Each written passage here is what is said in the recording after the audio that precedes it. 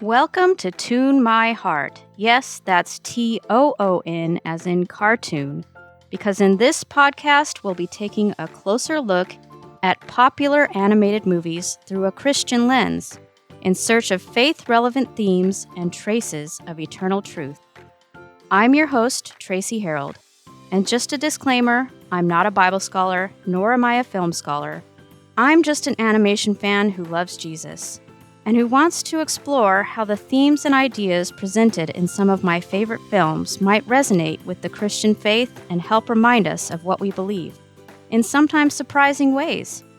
So I hope you'll join me as we get animated about our faith.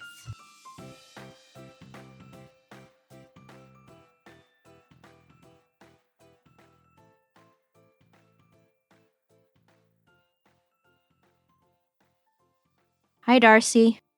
Hi, Mommy. So, what did you think about Wish? Did you like it? I loved it more than like it. Okay.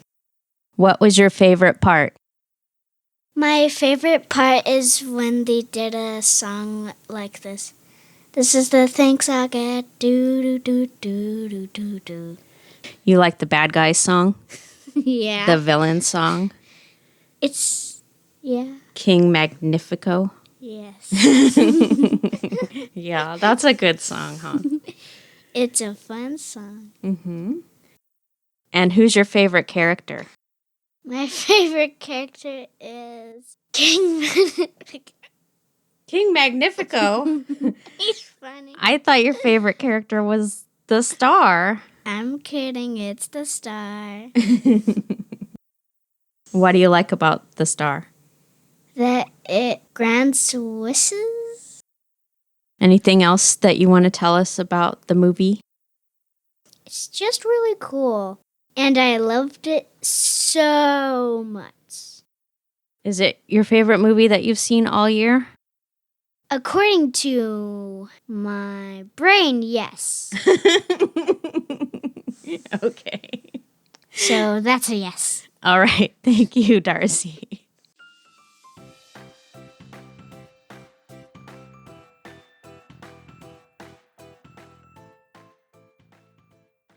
Hi there, and welcome to another episode of Tune My Heart.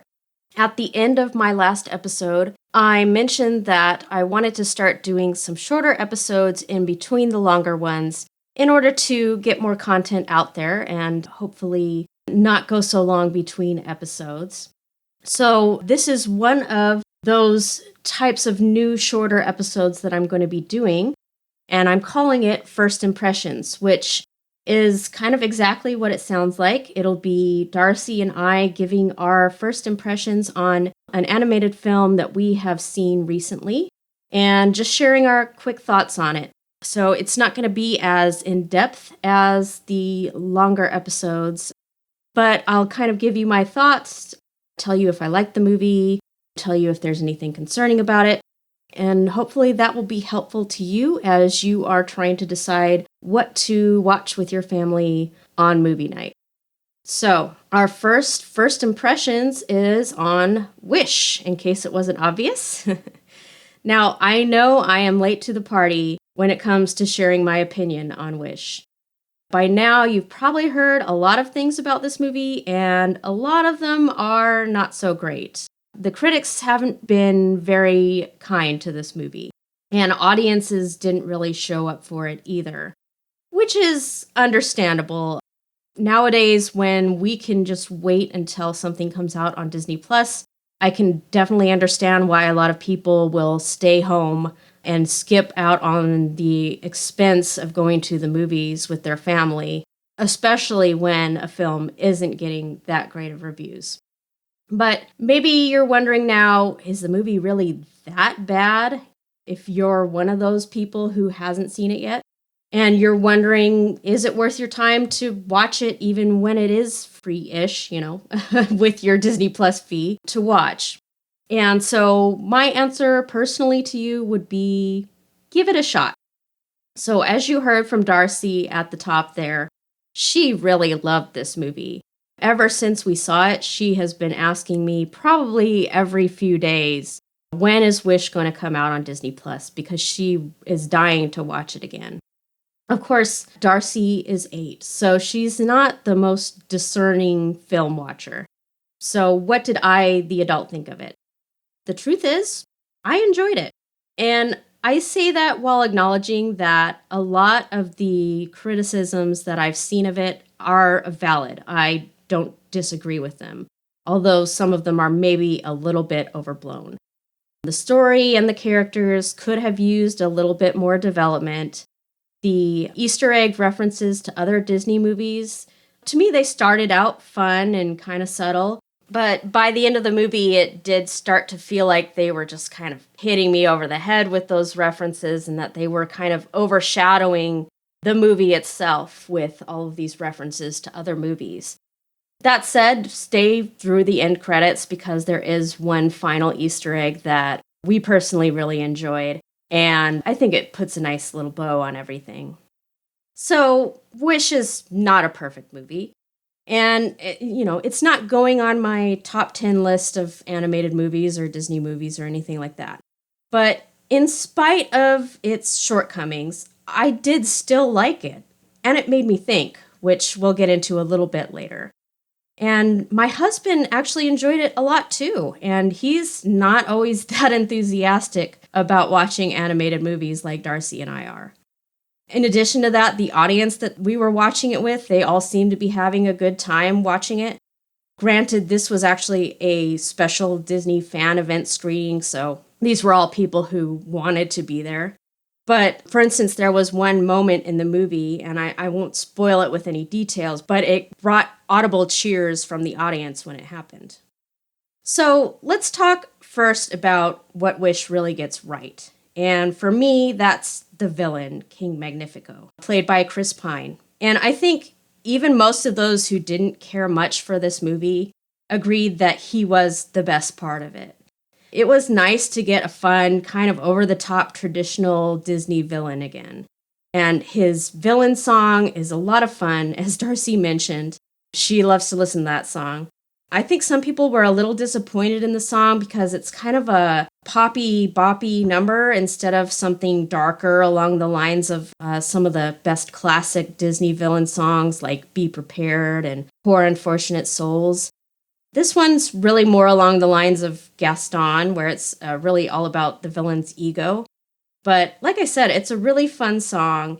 And when you hear it and see it alongside the animation, it actually works great to show how Magnifico's ego is kind of spinning out of control and he's becoming more and more unhinged.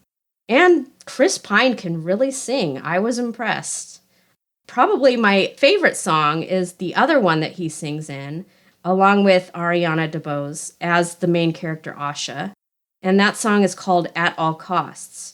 Now, supposedly that song was originally written as a love song between Asha and Star.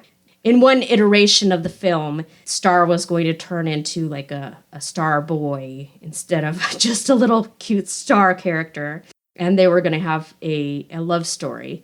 And a lot of people have expressed disappointment over not getting that romance story. And I agree that it is very intriguing.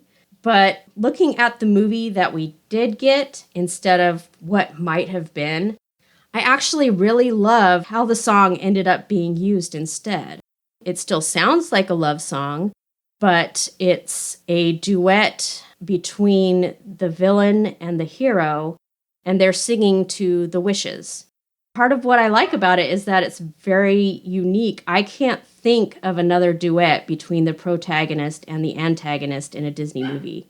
There probably are some that I'm not thinking of off the top of my head, but even if there are, the fact that on this one, they are singing not against each other, but they sing the same thing. They're singing in agreement with each other. They're both singing that they promise to protect the wishes that Magnifico has collected from all of the people in his kingdom, and that they will do so at all costs. And yet, from that point on, as the movie progresses, you see how that promise made by both of them leads them down completely different paths.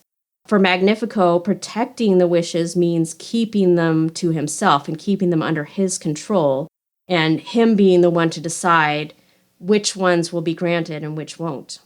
And doing so at all costs means that he ends up essentially selling his soul to get the magical power that he needs to keep them under his control. And then for Asha, on the other hand, protecting the wishes means giving them back to the people who wished them in the first place and giving them the chance and the freedom to try to make those wishes come true, even if it means that some of them never will come true. And doing so at all costs means that she's willing to go against Magnifico, this very charismatic and beloved king, and against her family and her friends and everyone else in the kingdom to try to do what she believes is the right thing, even though no one else initially sees it the same way that she does. So it's a very interesting look at how what seem to be the same intentions can take two different people down two completely different roads.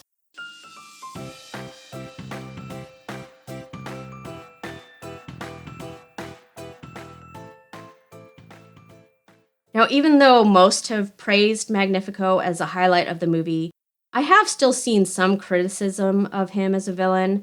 One of those is that his character seems to change very abruptly. He starts out seeming to have good intentions and to be a pretty reasonable and, warm and friendly guy, and then he turns into kind of like that classic over-the-top evil Disney villain by the end of the film. But to me, that progression really makes his character both more relevant and more chilling because, honestly, that's something that we see happen in the real world all the time.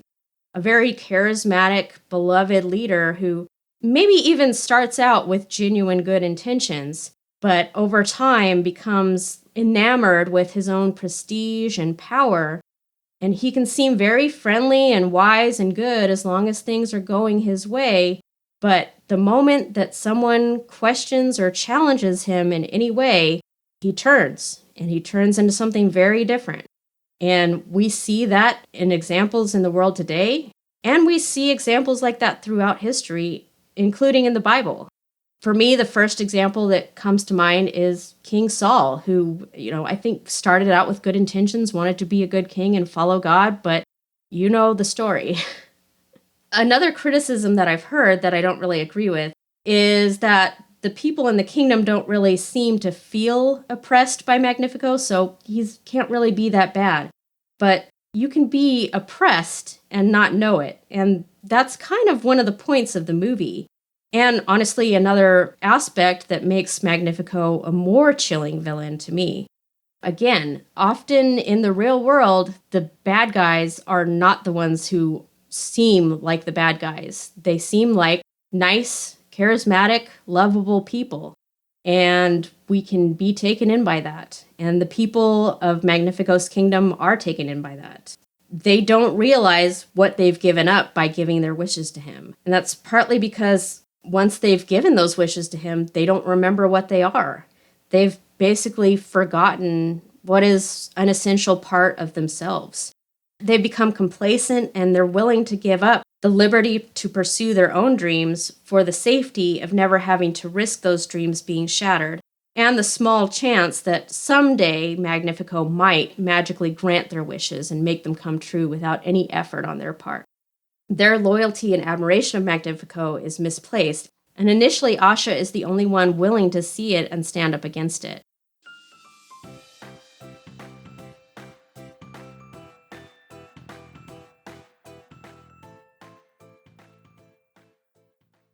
So, is there anything in this movie that Christians should be concerned about? For the most part, I'd say no. But there is one song that gives me a little pause, and that's the song called I'm a Star, which is a very catchy little song in the middle of the movie, but includes lines like, "We are our own origin story." It took me a few listens to even really get what the song was saying, but I think it basically boils down to the idea popularized by Carl Sagan, among others, that, quote, "We're all made of stardust." And that idea, as nice as it kind of sounds on the surface, does carry with it some implications that don't necessarily jive with the Christian worldview. Now, like I said, it took me a few listens to get that out of the song and figure out what the lyrics were saying. So I think it's likely to fly over most kids' heads.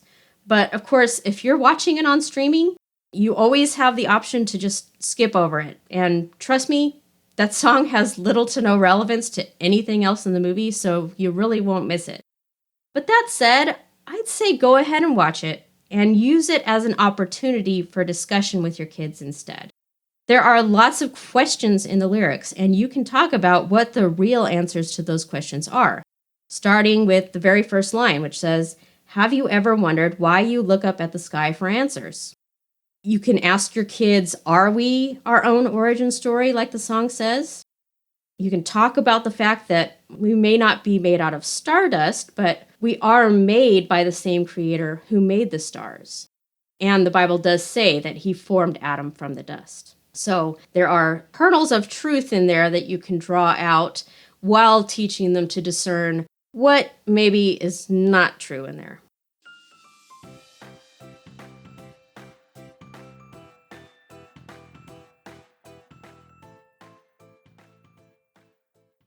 Otherwise, I do recommend Wish. It's not a perfect movie, but I think if you go into it not thinking too much about any of the negatives that you've heard, you'll probably enjoy it. It's a fun family movie, and it has, in my opinion, a little more depth than it's been given credit for. So when it comes out on Disney Plus, I say pop some popcorn, snuggle up on the couch, and give it a chance. You just might be pleasantly surprised. So that's it for this initial first impressions episode of Tune My Heart. I hope you enjoyed it or got something out of it or found it helpful. But either way, I'd love to get your feedback on what you think about this type of episode and if you'd like to hear more of them. So feel free to email me at tunemyheartpodcast@gmail.com. Or you can find me on Facebook, Twitter, no, sorry, I will never call it X, or Instagram at Tune My Heart. Don't forget, that's TOON. And as always, I would love it if you would rate and review the podcast wherever you're listening. And don't forget to tell your friends to listen in too. Your support of this podcast is a wish come true.